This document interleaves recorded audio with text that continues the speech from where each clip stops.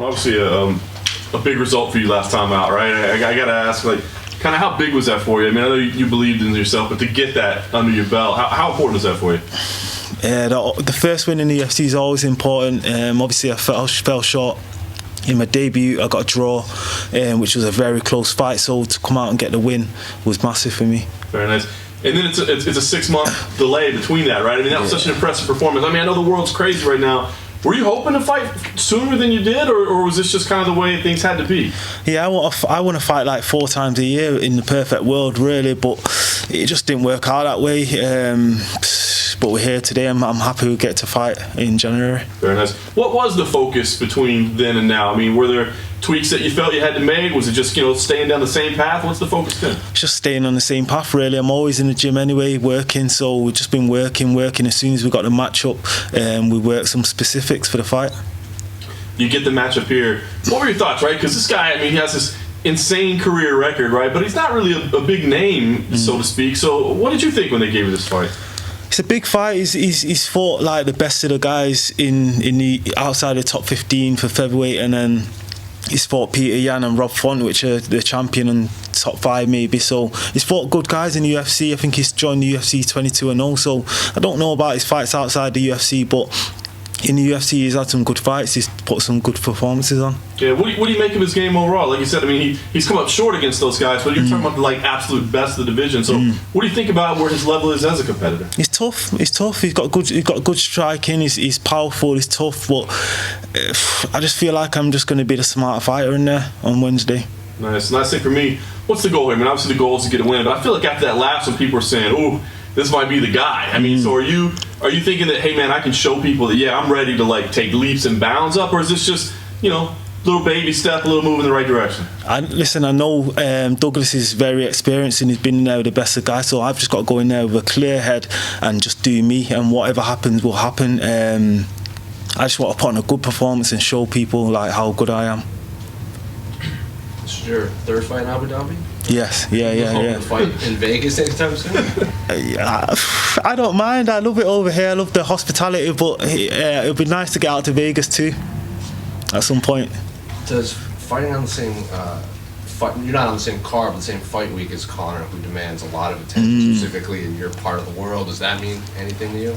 Yeah, it's massive. I fought on the Khabib Poirier card too, which was massive too. So it's I'm grateful for it all, man. I'm grateful for it all. You happy to be fighting on the Wednesday card as opposed to the big pay-per-view? It would be better to fight on that card, but I don't mind. Listen, I'm happy to be fighting with what's going on in the world today. I'm happy to be able to do my job and get out there. So Wednesday, Tuesday, it don't really matter to me. What do you think of the main event of your card between Chiesa and Magnus? Do you know what? I'm pretty bummed out that Chimaev and Edwards, we lost that fight, but Chiesa and Magnus still a good fight. I'm still looking forward to watching that one too. I think I'm right in saying fighting was never your first choice. You wanted to be a professional footballer, right? Yeah. How did you transcend into mixed martial arts? Well, I got injured at 16 years old and I never played football again. I was kind of scared to play football again after that, but I just ended up, a gym opened up in Manchester and I just ended up just going to train. Actually, I never thought I'd want to be a fighter until my 2nd amateur fighter, and that's when I thought I wanted to do this professionally. Who'd you support? Manchester United. Yeah, boy. Ollie at the wheel, or what's your thoughts? What's that, sorry? Ollie at the wheel, everyone says, Ollie's at the wheel, you're top of the league. I know, but yeah, for now. I don't know. Do you know what? I don't know. I like Ollie. He used to be my favourite player at when he used to play, but I feel like we need a solid manager. Yeah. You've got a little bit of a similar backstory to Darren Till in the sense that you both received some pretty awful physical violence outside the cage. I think I'm right in saying you were shot in the face. How did that change your outlook on life? It changed my direction totally, and getting into MMA was a massive change in that, with the discipline and having something to focus on, something to drive towards, and it changed my life. MMA changed my life massively. This might sound like a stupid question, feel free to not talk about it, but like, what is it like being shot in the face? Exactly how you imagine it to be. I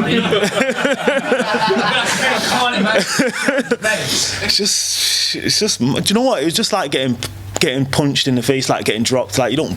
It's just like an impact kind of thing, and I just felt like I think it knocked me out for a second, and when I woke up, it was like a beeping noise. Like, did you play Call of Duty? Yeah. When you hear like the beeping noise, that's what it's like. Exactly, that's what it's like. But when you get stunned. Yeah, like when you get stunned, same thing. In the mouth, in the face. You spit the bullets out? Yeah. Jesus. Mad, innit? What's it like spitting bullets that were inside your face? It's just like part of it. Yeah, it's just like part of the, I don't know. Adrenaline was kicking. Like it didn't really affect me too. But you were scared to play football again at one point. Yeah. It's mad, innit? It's mad. It's a crazy life, innit? When something that dramatic happens to you, do you take moments to think like, I cannot believe I'm still alive, or is it almost like so crazy it's like it didn't even happen to you? Do you know what I mean? Yeah, it's more like I'm glad to be here, and I have to like make the most of it now, like extra time kind of thing. I don't like dwelling on it and thinking about it too much, but I'm always trying to look forward, and obviously my family and my mum, she's happy that I'm doing something positive now, and I'm doing well. Thank you. Obviously, like in the UK, we haven't had it amazing the past year in terms of lockdowns and all stuff like that. I've spoken to a range of fighters who have done different things to cope with that. Yeah. And obviously, you're up north, whereas down south for us, we've been like locked in for a lot of it. How did you cope? How did you adjust over the past year in terms of your training? To be honest, it's been good for me. I've kind of enjoyed it more. I'm not seeing all my friends out and about doing this and that, and like being envious. But I've just literally been going to the gym, training, coming home, cooking, whatever. I've had like a strong focus. Were you able to get to the gym the whole time?